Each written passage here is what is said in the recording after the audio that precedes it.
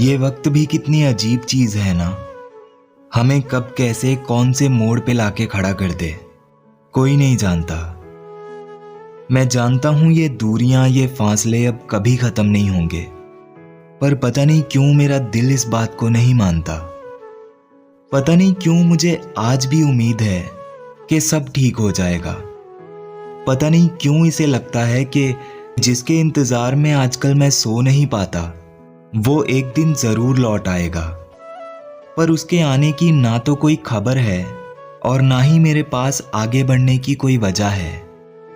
अब तो नींद भी नहीं आती है मुझे। शायद किसी से दिल लगाने की यही सजा है। मैं जब भी सोने की कोशिश करता हूं ना, तो ये रात का अंधेरा और ये चमकते सितारे मुझे उसकी याद दिला देते हैं। मैं इनको अनदेखा करके जब फोन की तरफ देखता हूं ना, तो वहां पे भी मुझे उसी की चैट दिखाई देती है। अब उसका मैसेज तो कभी नहीं आता मुझे, मगर आज भी वो मुझे ऑनलाइन दिखाई देती है। मैं सबके साथ होकर भी हमेशा खुद को अकेला ही पाता हूं। पता नहीं मैं उसे याद भी हूं या नहीं, पर मैं आज भी रातों को सो नहीं पाता हूं।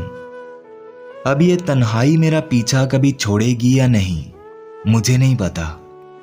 मैं कभी उसे भूल पाऊंगा भी या नहीं, मुझे नहीं पता।